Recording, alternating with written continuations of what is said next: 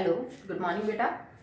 अभी हम लोग 12th क्लास केमिस्ट्री पढ़ रहे हैं। आपका चैप्टर सरफेस केमिस्ट्री चल रहा है और आज का टॉपिक है आपका प्रॉपर्टीज ऑफ कोलाइडल सॉल्यूशंस। तो लास्ट जो टॉपिक हमने कंप्लीट किया that is purification of colloidal solution, कि अगर आपने बना लिए हैं तो जो इम्प्योरिटीज है ट्रू सॉल्यूशंस की, बाकी वाटर सॉल्युबल इम्प्योरिटीज, उनको दूर कैसे करेंगे। अब हम प्रॉपर्टीज पढ़ेंगे कि जो कोलाइडल सॉल्यूशन है उनकी क्या क्या प्रॉपर्टीज होती हैं। तो कुछ फिजिकल प्रॉपर्टी है, देन कुछ आपकी ऑप्टिकल प्रॉपर्टीज होंगी। तो स्टार्ट करते हैं with the number 1। They are heterogeneous in nature.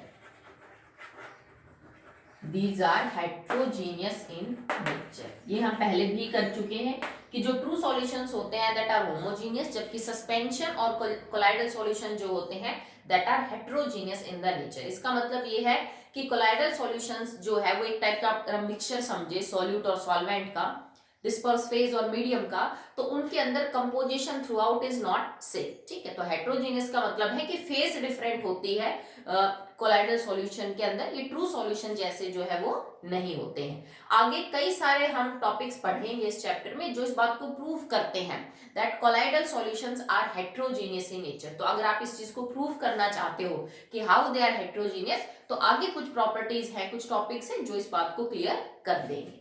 Next one है stability. Colloidal solutions are quite stable. ठीक है, ये अच्छे खासे स्टेबल होते हैं, बहुत इजीली कोगुलेट नहीं होते हैं, but still stability will depend upon the particle size. अगर जैसे हम रेंज बता रहे हैं कि भाई 1 नैनोमीटर से 1000 नैनोमीटर के बीच में कोलाइडल सॉल्यूशन के पार्टिकल की रेंज है, तो अगर कोई 1 नैनोमीटर का पार्टिकल है तो वो ज्यादा स्टेबल होगा। और मान लीजिए एक 900 नैनोमीटर के आसपास का आपका कोलाइडल सॉल्यूशन का पार्टिकल है, तो दैट में कोगुलेट अर्ली। ठीक है, तो वैसे तो कोलाइडल सॉल्यूशन स्टेबल होते हैं, पर फिर भी जो थोड़े कोगुलेट हो जाते हैं वो बड़े साइज के कोलाइडल पार्टिकल है, छोटे साइज के जो है वो आसानी से कोगुलेट नहीं होते। Next is filtrability. अब फिल्ट्रेबिलिटी के अंदर क्या है बेटा कि they can pass through the normal filter paper. इनके अंदर जो पोर का साइज है वो इतना छोटा होता है कि आप साधारण सा फिल्टर पेपर लोगे जो लैब्स में होता है तो उसमें से तो ये पास हो जाएंगे। इनकी डिस्पर्स फेज भी पास हो जाएगी, डिस्पर्स मीडियम भी पास हो जाएगा। बट अगर आपके पास कोई अल्ट्रा फिल्टर पेपर है, जैसे हमने वो कोलाइडल के अंदर डिप करके फॉर्मेल्डिहाइड में डाल के उसको बनाया था, तो उसमें से ये जो है कोलाइडल सॉल्यूशन पास नहीं हो पाते। या यू कैन चूज एसपीएम। आपको सेमी परमेबल मेम्ब्रेन, एलिमन membrane, cellophane bag, parchment paper, इस टाइप की कोई अगर मेम्ब्रेन आपके पास है तो उसमें से भी जो कोलाइडल पार्टिकल है वो क्या नहीं हो सकता बेटा, पास नहीं हो सकता। सिंपल सी बात है, इनका साइज उतना होता है। सिंपल फिल्टर पेपर का साइज बड़ा है पोर का तो पास हो जाएंगे। सेमी परमेबल मेम्ब्रेन का जो पोर का साइज है वो छोटा है तो उसमें से ये पास नहीं हो पाएंगे। Okay, next is visibility and colour.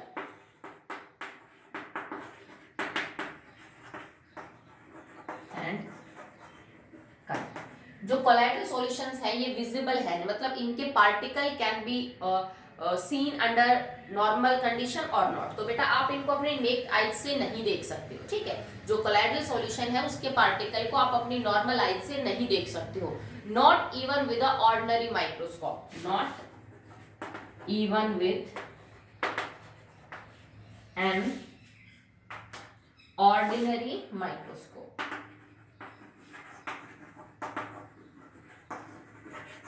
ठीक है, किसी नॉर्मल माइक्रोस्कोप से या नेक्ड आई से आप कोलाइडल सॉल्यूशंस के पार्टिकल को नहीं देख सकते हो। बट हाँ, अगर आपने अल्ट्रा माइक्रोस्कोप यूज कर रखा है तो फिर आप इनके पार्टिकल्स को जो है वो आसानी से देख सकते हो। बात करते हैं अबाउट द कलर।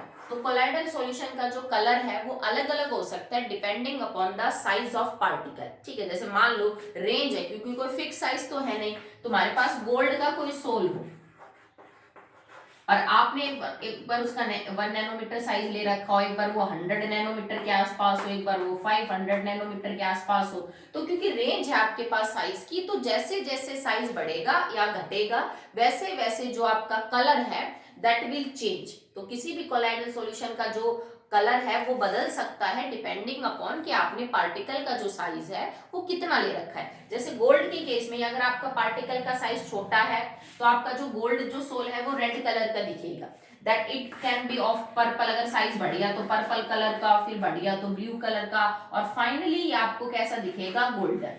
तो जो आपको लगता है कि भाई मैडम गोल्ड को अगर डालेंगे जैसे पानी में तो वो गोल्डन ही रहेगा, नहीं बेटा, वो तब होगा जब पार्टिकल साइज बहुत बड़ा हो, ठीक है।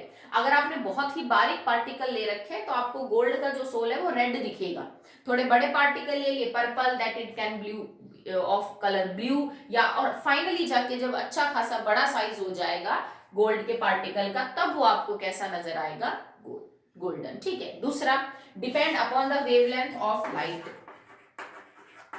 वेवलेंथ ऑफ इंसिडेंट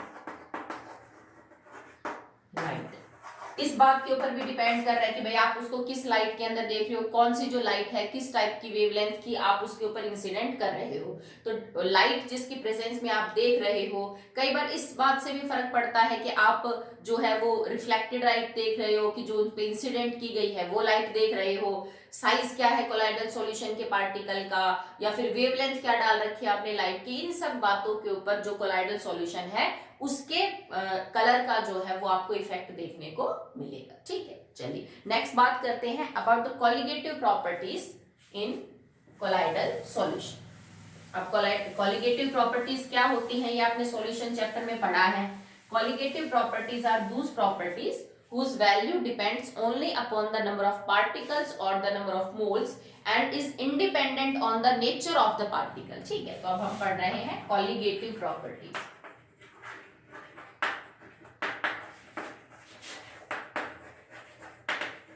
ठीक है, and these depend upon number of particles or moles, particles और मोल्स के ऊपर डिपेंड करते हैं, ठीक है। देखो मान लीजिए आपको किसी कोलाइडल सॉल्यूशन के केस में किसी कॉलिगेटिव प्रॉपर्टी की वैल्यू निकालनी है।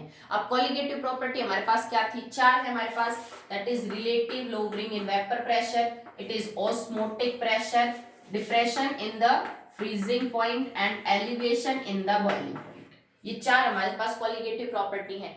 अब मान लीजिए आपको किसी भी कोलाइडल सॉल्यूशन के अंदर कोलाइडल पार्टिकल का मास निकालना है, एवरेज मॉलिक्यूलर मास निकालना है। तो एवरेज मॉलिक्यूलर मास निकालने के लिए तो आप कोई भी कॉलिगेटिव प्रॉपर्टी यूज कर सकते हो, ठीक है। पर आपको कौन सा जो है वो कॉलिगेटिव प्रॉपर्टी यूज करनी है ताकि आप नॉर्मली कंडीशन के ऊपर इनके जो मॉलिक्यूलर मास है उनको फाइंड आउट कर सके।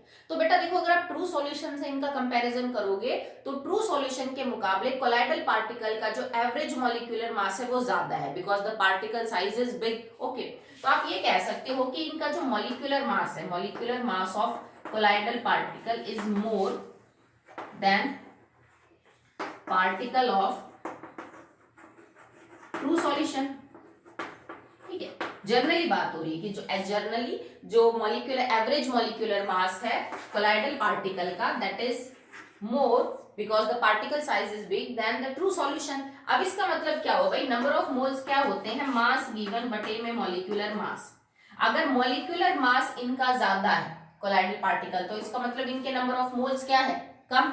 और अगर नंबर ऑफ मोल्स कम है तो कॉलिगेटिव प्रॉपर्टी की वैल्यू भी क्या हो जाएगी, कम, because colligative property is directly proportional to number of moles. तो हम कहना क्या चाहते हैं, मान लीजिए आपके पास एक पार्टिकल है A, वो एक बार किसी डिस्पर्शन मीडियम के साथ बना रहा है ट्रू सॉल्यूशन और एक बार वो किसी दूसरे डिस्पर्शन मीडियम के साथ बना रहा है कोलाइडल, और दोनों ही केस में आपको जो सॉल्यूट है उसका मॉलिक्यूलर मास पता करना है, ठीक है। ये ट्रू सॉल्यूशन है, ये कोलाइडल है। तो वही पार्टिकल जब ट्रू सॉल्यूशन बनाएगा तो उसके केस में ये जो कॉलिगेटिव प्रॉपर्टीज की वैल्यू आएंगी ये थोड़ी मेजरेबल आएंगी और उनसे फिर आप इनका मास कैलकुलेट आउट कर सकते हो। मतलब जैसे डेल टी बी है, डेल टी एफ है, RLVP है, पाई है, इनकी वैल्यू ठीक ठाक आएगी। आप इनको निकाल के m इनसे कैलकुलेट आउट कर सकते हो व्हाट इज M2, सॉल्यूट का मॉलिक्यूलर मास क्या होगा, ठीक है। अगर सेम एलिमेंट आप कोलाइडल सॉल्यूशन उसका बना रहे हो तो क्योंकि कोलाइडल सॉल्यूशन के केस में उसका मास ज्यादा हो जाएगा तो उसके नंबर ऑफ मोल्स कम हो जाएंगे और नंबर ऑफ मोल्स कम होती यही कॉलिगेटिव प्रॉपर्टी की वैल्यू आपको क्या मिलेगी बेटा, कम मिलेगी। समझ रहे हो बात।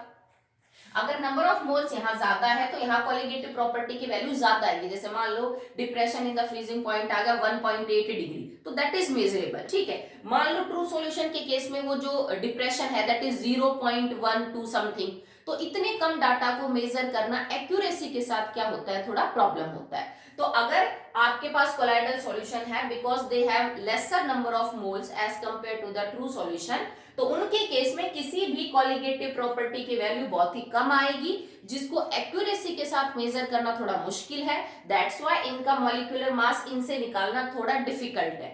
बट इन सब के कंपैरिजन में जो ऑस्मोटिक प्रेशर है वो फिर भी आपको थोड़ी अच्छी रीडिंग दे देगा।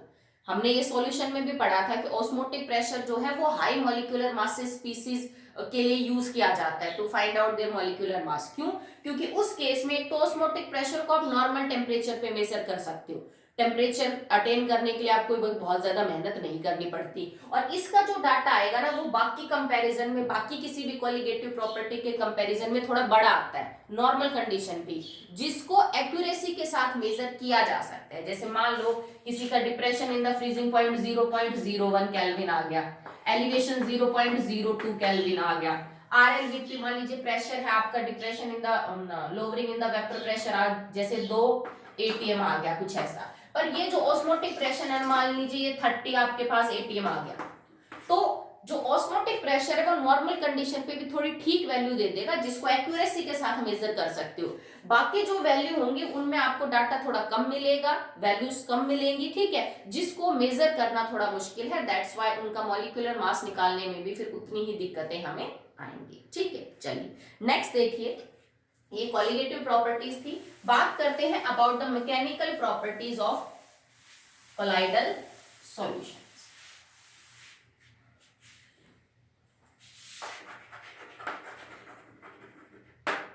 मैकेनिकल प्रॉपर्टीज, तो इसके अंदर सबसे पहले हम पढ़ेंगे द ब्राउनियन मूवमेंट। आपने पढ़ रखा है पहले छोटी क्लासेस में, ब्राउनियन मूवमेंट। रॉबर्ट ब्राउन एक साइंटिस्ट था, उन्होंने सबसे पहले इसको डिस्कवर किया था, और उसी के नाम के हिसाब से हमने यहाँ पे लिख रखा है, that is Brownian movement. He observe that water suspended pollen grain जो था, उन्होंने उसमें एक वाटर के अंदर पोलन ग्रेन को सस्पेंड किया था, और वो ऐसे इधर उधर घूम रहा था, ऐसे टकरा रहा था, ठीक है, अंदर पानी के अंदर दीवार पे जो भी कंटेनर है उसके ऊपर टकरा रहा था। तो रॉबर्ट ब्राउन ने यही सेम मूवमेंट कोलाइडल पार्टिकल्स के केस में भी नोटिस की, कि उसके अंदर भी जो पार्टिकल है वो आपस में यूं टकराते रहते हैं। जिगजैग का मतलब ये होता है बेटा कि कोई भी पर्टिकुलर खास डायरेक्शन मोशन नहीं है, this motion is known as zigzag motion. इधर उधर आपस में ऐसे ही रैंडमली एक दूसरे के साथ क्या होते हैं, टकराते रहते हैं, ठीक है। और ये चीज नॉर्मली ऐसा तो नहीं है कि उसने अपनी आंखों से या नॉर्मल माइक्रोस्कोप से देखा, जब उसने किसी अल्ट्रा माइक्रोस्कोप से देखा तब उसको ये चीज पता चली, क्योंकि नॉर्मली तो कोलाइडल पार्टिकल किसी नॉर्मल माइक्रोस्कोप से या हमारी आंखों से तो दिखते नहीं है। तो उसने अल्ट्रा माइक्रोस्कोप से जब देखा तो उसको कोलाइडल पार्टिकल जिगजैग मोशन करते हुए नजर आए, और कोलाइडल पार्टिकल्स का यही जिगजैग मोशन कहलाता है Brownian movement. The Brownian movement is the zigzag motion of the colloidal particles in a colloidal solution. Colloidal particle जो है वो किसी कोलाइडल सॉल्यूशन में किस तरह से आपस में जिगजैग टकराते हैं, this is known as the Brownian movement, ठीक है। और ब्राउनियन मूवमेंट जो है ये एक्चुअली में कुछ चीजों को एक्सप्लेन करने के लिए कोलाइडल सॉल्यूशन के लिए जिम्मेदार होता है। जैसे आपसे कोई ये पूछ ले बेटा why colloidal solutions are stable, तो उसका एक कारण हो सकता है ब्राउनियन मूवमेंट। क्यों हो सकता है? क्योंकि पार्टिकल हमेशा लगातार एक दूसरे के साथ टकराते रहते हैं, वो बैठते ही नहीं। जैसे मान लो एक कोलाइडल पार्टिकल ये है, दूसरा ये है, तीसरा ये इसको टक्कर मारेगा, ये इसको टक्कर मारेगा, ये किसी और को टक्कर मारेगा, वो फिर इसको मारेगा, वो इसको, मतलब मोशन रहता है हमेशा। मूवमेंट बोल रहे ना Brownian movement. Part colloidal solution unstable कब होगा? जब वो बैठ जाएगा। हम तभी तो बोलेंगे बैठ गए, कोलाइडल सॉल्यूशन बैठ गए, सॉल्यूशन में से पार्टिकल अलग हो गए, मीडियम अलग हो गए, ठीक है, यही होता है। जब ये मोशन होता रहता है तो कोई पार्टिकल नीचे सेटल डाउन ही नहीं होने पाता। एक को पीछे से कोई टक्कर मारा है, साइड में से कोई, हमेशा वो पार्टिकल एक दूसरे से आपस में टकराते रहते हैं। डिस्पर्स फेज का डिस्पर्स मीडियम से टकराता रहेगा, मीडियम से मीडियम का फेज से, आपस में लगातार ये जो यू समझ लीजिए कॉलिजन्स है, ये होते रहते हैं। And they do not give the chance to the particle to get settle down, और इसी वजह से उनको चांस नहीं मिलता कि वो नीचे बैठ सके। तो इसका मतलब हमेशा सॉल्यूशन के अंदर घूमते रहेंगे। अगर घूमते रहेंगे तो आपका जो सॉल्यूशन है वो स्टेबल रहेगा। अगर नहीं घूमते, नीचे बैठ जाते, तभी तो हम बोलते हैं ना कि पार्टिकल्स क्या हो गए भाई, सेटल डाउन हो गए, तुम्हारा कोलाइडल सॉल्यूशन कोगुलेट हो गया, ठीक है। कारण क्या है? कायरन है बेटा काइनेटिक एनर्जी, ठीक है, क्योंकि बिकॉज सॉल्यूशन के अंदर particle are in motion, they have the kinetic energy, so उनकी काइनेटिक एनर्जी से वो एक दूसरे के साथ आपस में क्या करते रहते हैं, टकराते रहते हैं, ठीक है। तो आप इनकी स्टेबिलिटी भी एक्सप्लेन कर सकते हो ब्राउनियन मोशन के हिसाब से, बिकॉज सॉल्यूशन के अंदर पार्टिकल हमेशा ब्राउनियन मूवमेंट शो करेंगे, always in the motion, so they have no time to get settle down, ठीक है। तो ब्राउनियन मूवमेंट ये था जो रॉबर्ट ब्राउन ने ऑब्जर्व किया था in case of colloidal solution. आगे देखिए, now on what factors did Brownian movement depend, तो ब्राउनियन मूवमेंट कितना होगा, कैसा होगा, ये किस किस बात पे डिपेंड करता है, तो सबसे पहले डिपेंड करता है साइज ऑफ पार्टिकल और एक डिपेंड करता है विस्कोसिटी पे, ठीक है, बहुत आसान है, आप आराम से इसको रिलेट कर सकते हो, कोई बहुत बड़ी बात नहीं है। साइज ऑफ पार्टिकल से कैसे रिलेट करेगा बेटा, देखो हमारे पास रेंज है कोलाइडल सॉल्यूशन की फ्रॉम 1 नैनोमीटर टू 1000, अगर उसमें कोई बहुत छोटा पार्टिकल है तो वो बहुत आसानी से मूव करेगा, जितना छोटा साइज उतना बेटर, उसकी काइनेटिक एनर्जी उतना अच्छा मूवमेंट करेगा वो, ठीक है, तो आपस में ज्यादा टकराएगा, तो जितना छोटा साइज होगा पार्टिकल का उतना ही बेटर वो ब्राउनियन मूवमेंट शो करेगा। साइज जैसे जैसे पार्टिकल का बढ़ता जाएगा वैसे वैसे जो ब्राउनियन मूवमेंट है वो कम होता जाएगा।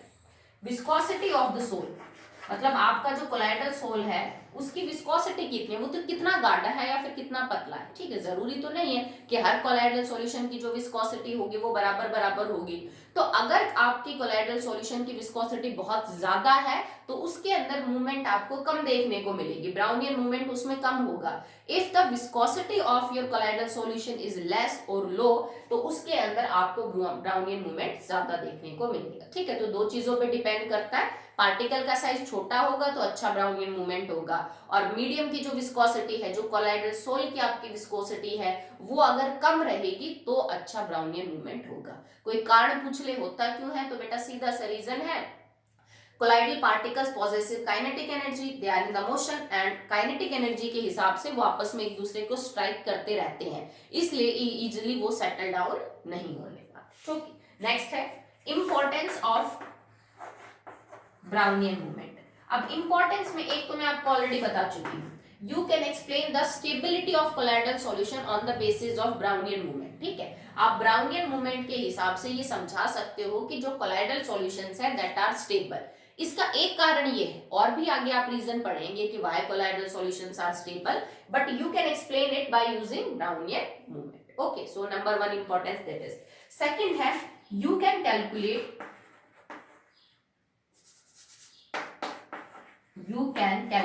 एवोगैड्रोस नंबर, आप इससे एवोगैड्रो नंबर निकाल सकते हो by the help of Brownian movement. अब ये आपके पास एक साइंटिस्ट था that is known as Perrin, John Perrin something scientist था, जिसने एक इक्वेशन दी थी, और उस इक्वेशन में हमने एवोगैड्रो नंबर को रिलेट किया था विद द ब्राउनियन मूवमेंट, ठीक है, उसमें कुछ विस्कोसिटी यूज की थी उसने ऑफ द मीडियम, ठीक है, displacement of the Brownian movement से कोई पार्टिकल कितना दूर जो है वो डिस्प्लेस होता है, आर गैस कांस्टेंट उसमें यूज किया गया था। तो एक इक्वेशन है जिससे आप एवोगैड्रो नंबर कैलकुलेट आउट कर सकते हो, अगर आपको किसी भी कोलाइडल सॉल्यूशन की विस्कोसिटी पता है, आपको ये पता है कि इसमें ब्राउनियन मूवमेंट कितना हो रहा है, मतलब पार्टिकल जो है वो स्ट्राइक करके कितनी दूर एक दूसरे से कितनी दूर डिस्प्लेस हो रहे हैं, तो उस इक्वेशन को यूज करके you can calculate out the number of Avogadro's constant, इसकी वैल्यू आप निकाल सकते हो। So that will be all in the Brownian movement. तो ये हमारी मैकेनिकल प्रॉपर्टी थी जिसमें कोलाइडल पार्टिकल जो है वो मूवमेंट शो करते हैं। Next is optical properties of colloidal solution.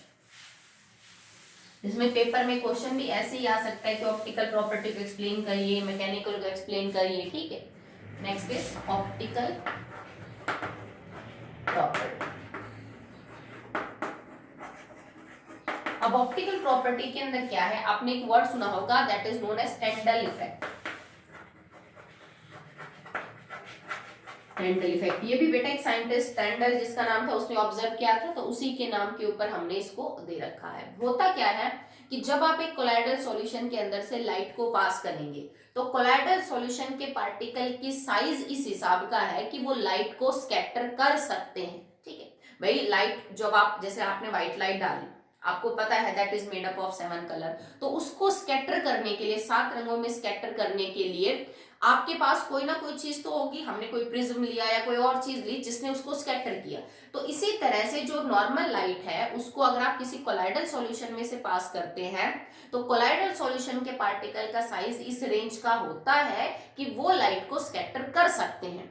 और जब वो लाइट को स्कैटर करेंगे तो उन आप जो लाइट पास कर रहे हो ना कोलाइडल सॉल्यूशन में से, उसका रास्ता तुम्हें सॉल्यूशन में से दिख जाएगा। मतलब सॉल्यूशन में से आप लाइट पास होती हुई दिखेंगे। ये नहीं है कि ऐसा नहीं होगा, जैसे मान लीजिए आपके पास एक ग्लास का बीकर है, यहां मैंने कोलाइडल सॉल्यूशन ले रखा है और आपने यहां से लाइट पास की तो यहां तक लाइट दिखेगी, फिर बाहर लाइट दिखेगी और अंदर नहीं दिखेगी। नहीं, ऐसा नहीं होगा। ऐसा होता है ट्रू सॉल्यूशन के केस में कि आपको यहां तक लाइट दिखेगी, उससे बाहर निकलती हुई लाइट दिखेगी if it is glass container, पर बीच में आपको कोई रोशनी नहीं दिखेगी। अगर ये सॉल्यूशन कोलाइडल सॉल्यूशन है तो आपको पूरा का पूरे जो लाइट का पाथ है ये सारा विजिबल होगा।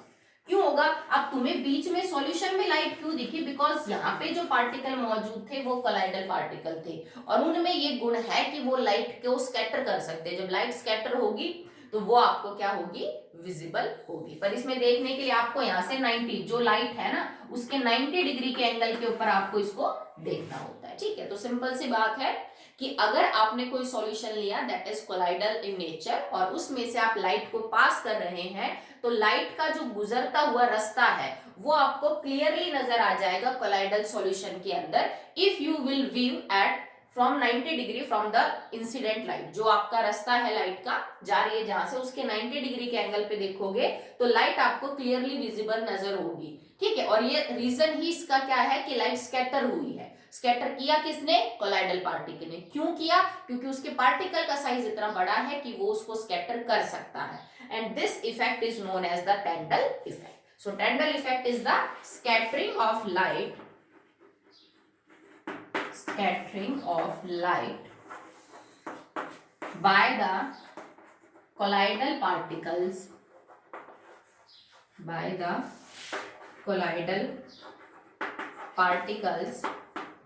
of a colloidal soul.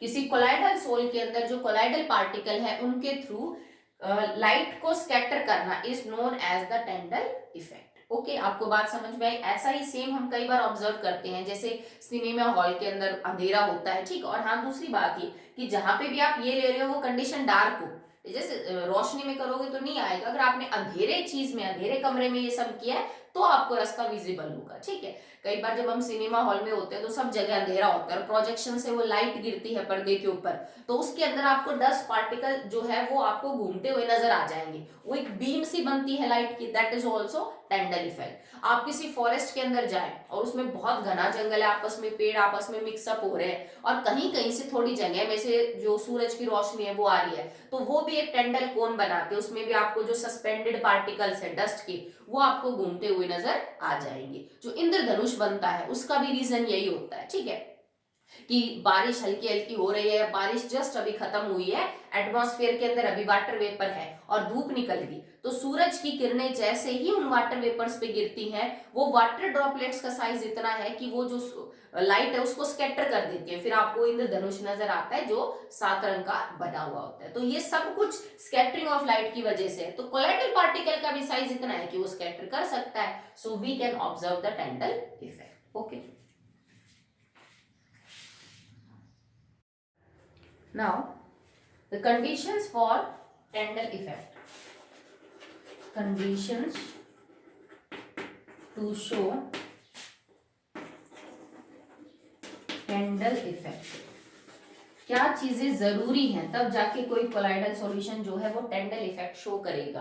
तो बेटा दो चीजें आपको ध्यान रखनी है। हर कोई सॉल्यूशन किसी भी टाइप का कोलाइडल टेंडल इफेक्ट शो नहीं करता। तो क्या होना चाहिए? नंबर 1 चीज, diameter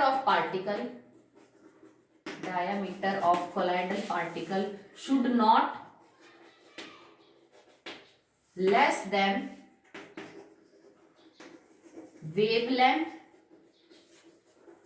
of incident light। भाई जो लाइट आप इंसिडेंट कर रहे हो कोलाइडल पार्टिकल के ऊपर टेंडल इफेक्ट के लिए, उसकी जो वेवलेंथ है उसका जब आप कंपैरिजन करो from the diameter of the colloidal particle, तो बहुत ज्यादा, मतलब ये छोटा बहुत ज्यादा नहीं होना चाहिए। ये नहीं हो कि इनमें जमीन आसमान का अंतर हो, कंपेरेबल होना चाहिए कि वेवलेंथ जो आप डाल रहे हो, ठीक है, लाइट की, और जो डायमीटर है कोलाइडल पार्टिकल का, वो बहुत ज्यादा डायमीटर छोटा नहीं होना चाहिए इसके कंपैरिजन में। सेकंड, रिफ्रैक्टिव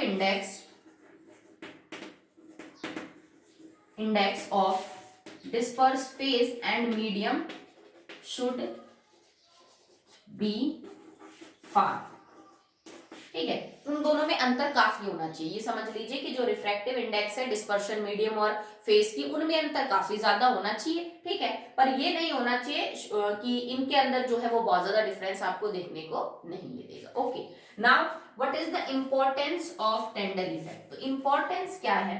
एक तो टेंडल इफेक्ट, जैसे it proves the heterogeneous nature of the colloidal solution. Tyndall effect के थ्रू आप इस बात को प्रूव कर सकते हो that colloidal solutions are heterogeneous in the nature. और जिस बॉन्डे नाम का एक साइंटिस्ट था, उसने इस इफेक्ट को ध्यान में रखते हुए एक डिवाइस जो है वो यूं समझ लीजिए डिजाइन की थी, that is known as ultra microscope. ये डिवाइस जो उसने डिजाइन की थी that is based upon the Tyndall effect, ठीक है। और इसके आधार पे जब उसने कोलाइडल सॉल्यूशंस के ऊपर लाइट, डार्क रूम में लाइट पास की, तो उसने देखा कि कोलाइडल सॉल्यूशन अंधेरे बैकग्राउंड में बिल्कुल ऐसे चमकते हैं जैसे तारे चमकते हैं रात को आसमान में, ठीक है। एक्चुअली में अल्ट्रा माइक्रोस्कोप के अंदर जब वो लाइट पास करके कोलाइडल सॉल्यूशंस को देख रहा था, तो उसे एक्चुअली में पार्टिकल नहीं दिख रहा था, पर वो पार्टिकल जो लाइट स्कैटर कर रहे थे वो उन्हें दिख रही थी। तो मतलब ही कैन ऑब्जर्व कि यहाँ पे लाइट स्कैटर हो रही है, इसका मतलब कोई कोलाइडल पार्टिकल है। तो उसने ऑब्जर्व किया कि अल्ट्रा माइक्रोस्कोप के अंदर जब उसने एक डार्क बैकग्राउंड के अंदर इन पार्टिकल्स के ऊपर लाइट डाली, तो ये बिल्कुल ऐसे चमक रहे थे जैसे स्टार्स चमक रहे हो। और किसी गिवन सॉल्यूशन के अंदर अगर आप इन स्टार्स को काउंट कर सकें, वॉल्यूम आपको पता है कि भाई मैंने 10 ml सॉल्यूशन ले रखा है, ठीक है, मैंने 5 ml सॉल्यूशन ले रखा है, और उसमें अगर आप इन पार्टिकल्स को काउंट कर पाए, तो वॉल्यूम आपके पास है, नंबर ऑफ पार्टिकल्स आपके पास है, you can calculate out the atomic mass of the या फिर molecular mass of the colloidal particle.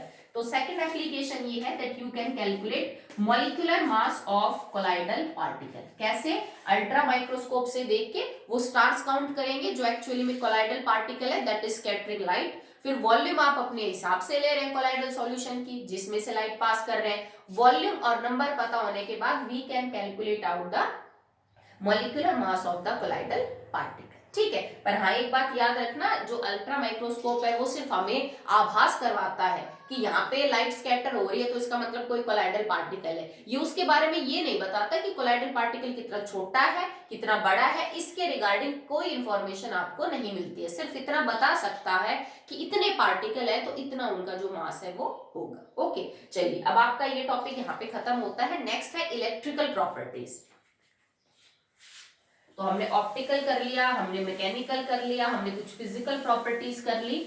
अब बात करते हैं अबाउट द इलेक्ट्रिकल प्रॉपर्टीज पे। बहुत सारे क्वेश्चन आते हैं, सबसे इंपॉर्टेंट प्रॉपर्टी यही है कोलाइडल सॉल्यूशंस में, इलेक्ट्रिकल प्रॉपर्टीज। अब इलेक्ट्रिकल प्रॉपर्टीज के अंदर बेटा, colloidal particles always carries charge. Colloidal particle हमेशा चार्ज होते हैं बेटा, चाहे वो पॉजिटिवली चार्ज हो चाहे वो नेगेटिवली चार्ज हो। जो कोलाइडल पार्टिकल है जिसको आप डिस्पर्स फेज बोलोगे, ठीक है, these are disperse phase. Disperse phase are always charge whether it is positively charge whether it is negatively charge. अगर डिस्पर्स फेज कोलाइडल सॉल्यूशन में पॉजिटिवली चार्ज है तो डिस्पर्स मीडियम मिलेगा नेगेटिवली चार्ज। अगर आपका डिस्पर्स फेज जो है वो नेगेटिवली चार्ज है तो डिस्पर्स मीडियम मिलेगा आपका पॉजिटिव चार्ज, ठीक है। मतलब इक्वल एंड अपोजिट चार्ज होता है on the disperse phase and disperse medium.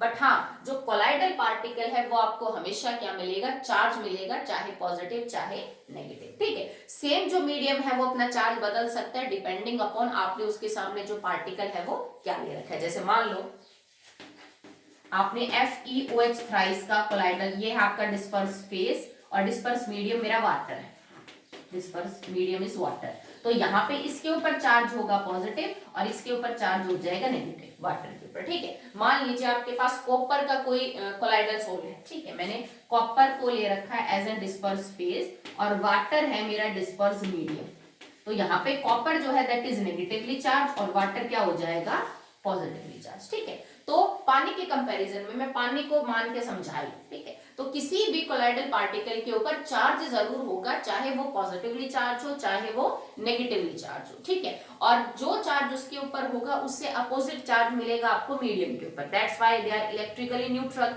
But actually में पार्टिकल तो क्या है, खुद तो क्या है बेटा, वो चार्ज है, और यही चार्ज इनकी स्टेबिलिटी को भी एक्सप्लेन करता है। चार्ज वाला जो कॉन्सेप्ट है कैन एक्सप्लेन स्टेबिलिटी। अब इसको देखिए हम कैसे एक्सप्लेन करेंगे। एक सॉल्यूशन के अंदर बहुत सारे कोलाइडल पार्टिकल्स हैं और ब्राउनियन मूवमेंट उनमें हो रही है। अब ब्राउनियन मूवमेंट क्यों होती है, क्यों आपस में एक दूसरे से टकराते हैं, उसमें आप ये भी चीज ऐड कर सकते हो, because colloidal particles carry same charge.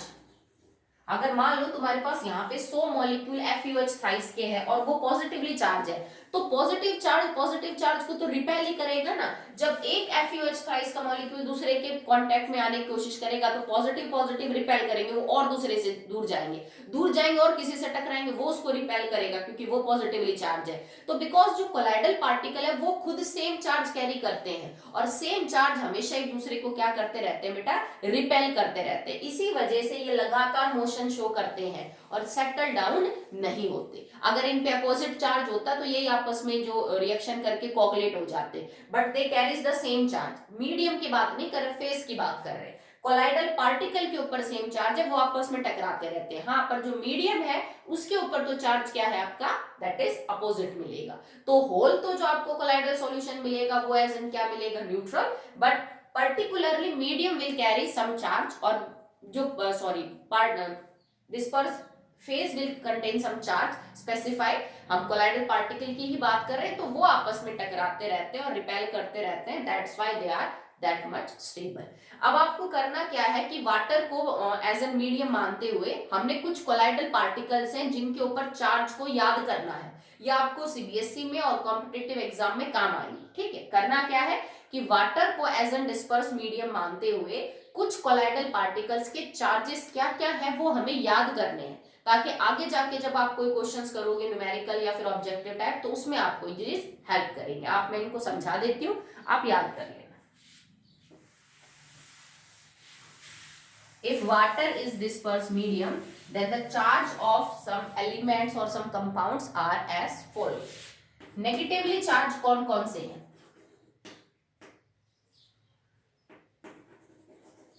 और पॉजिटिवली चार्ज कौन से। आपको एक एक तो याद करने की जरूरत नहीं पड़ेगी बेटा, जैसे कुछ कॉमन है तो आप कॉमनली उनको याद कर सकते हो। जैसे कि जो भी मेटल्स हैं, मेटल पार्टिकल्स, अगर किसी मेटल का कोई कोलाइडल सोल है तो वो आपको नेगेटिवली चार्ज मिलेगा वाटर के रेस्पेक्ट में। ओके, जस्ट लाइक कॉपर है, सिल्वर है, गोल्ड है, प्लेटिनियम है। ठीक है, तो जितने भी मेटल पार्टिकल मिलेंगे, copper, gold, silver, platinum etcetera, ठीक है, जरूरी नहीं इनके अलावा भी कोई एग्जांपल हो सकता है, पर इतना तो आप समझ ही जाओगे जब वो बात करेगा कि ये मेटल का है। ओके, नेक्स्ट है मेटल सल्फाइड्स। मेटल सल्फाइड्स, अब ये दोनों क्लास कौन सी, अगर तुम्हें ध्यान हो, these are actually the lyophobic colloidal sols, क्योंकि मेटल पार्टिकल्स और मेटल सल्फाइड मिलके कौन से बनाते हैं, लायोफोबिक बनाते हैं। तो जैसे आपके पास मेटल की सल्फाइड हो सकती है cadmium sulphide, mercuric sulphide, arsenic sulphide. ठीक है, तो अगर कोई भी मेटल की सल्फाइड है तो वाटर के रेस्पेक्ट में that will be show negatively charge. ठीक है, जैसे स्टार्च है, गम है, जिलेटिन है। ठीक है, starch, gum, gelatin, charcoal, clay etcetera, ये सब क्या है बेटा, these all are negatively charge. कुछ डाइज है पर उनका इतना ज्यादा यूज नहीं है, जैसे for example eosin dye, Congo red dye. ठीक है, ये दो हैं दैट आर नेगेटिवली चार्ज। आप लिख सकते हो कॉन्गो डाई एंड इओसिन, ये दो डाइज भी हैं that are negatively charge with respect to water. अब आपको याद करना है पॉजिटिवली चार्ज कोलाइडल पार्टिकल्स कौन कौन से हैं, तो आप यहां क्या लिखोगे, metal hydroxides and metal oxides. ये बहुत जरूरी है बेटा, अगर आपको इनके चार्ज याद नहीं है ना, आपको आया हुआ क्वेश्चन आपका गलत हो जाएगा। जैसे आपसे आगे जाके ये पूछेगा, बेटा मेरे पास आर्सेनिक सल्फाइड का कोई कोलाइडल सॉल्यूशन है, मैंने इलेक्ट्रिक फील्ड लगाई, तो बताइए कोलाइडल पार्टिकल किधर मूव करेगा। अब जिस बच्चे को चार्ज पता है भाई नेगेटिवली चार्ज होते हैं आर्सेनिक सल्फाइड, तो नेगेटिव चार्ज किधर मूव करेगा, पॉजिटिव टर्मिनल की तरफ मूव करेगा। तो तुम बता सकते हो वो एनोड की तरफ जाएगा कि कैथोड की तरफ। अगर तुम्हें चार्ज ही नहीं पता ना तो तुम नहीं समझा पाओगे कि ये किधर जाएगा।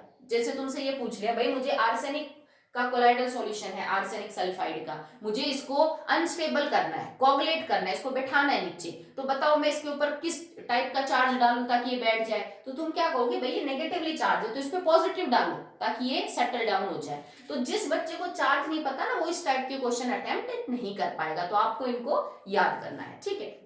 तो मेटल की ऑक्साइड, जनरली जो भी मेटल की ऑक्साइड है, ठीक है, और मेटल की जो हाइड्रोक्साइड है, जैसे आयरन की हाइड्रोक्साइड है, एल्यूमिनियम की है, क्रोमियम की ऑक्साइड है, टाइटेनियम की ऑक्साइड है, ठीक है, इस तरह के एल्यूमिनियम की ऑक्साइड है ये जो, या फिर हाइड्रेटेड ऑक्साइड्स है इनकी, जैसे for example Al2O3 dot XH2 हो गया, जैसे Fe2O3 डॉट XH2, जो इनके हाइड्रेटेड ऑक्साइड्स हैं, हाइड्रोक्साइड्स हैं, ये सब क्या है बेटे आपके पॉजिटिवली चार्ज कोलाइडल सॉल्यूशन है। Hb haemoglobin, haemoglobin is a positively charge colloidal solution, but one चीज आप याद रखोगे that is blood is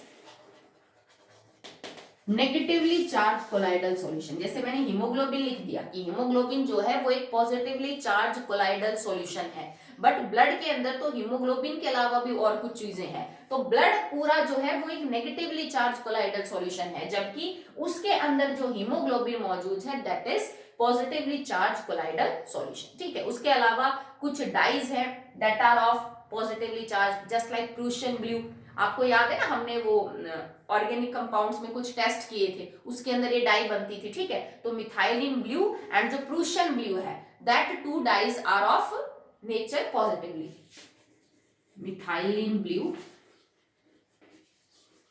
and Prussian blue,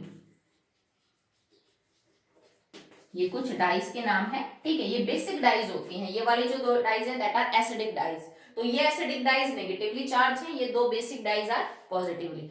maximum जो क्वेश्चन आते हैं वो इस पे आते हैं मेटल और metal sulphide that are negatively charge, metal, metal hydroxide, metal hydrated oxides that are positively charge, ठीक है। तो इसको आप याद कर लेना, आगे देखिए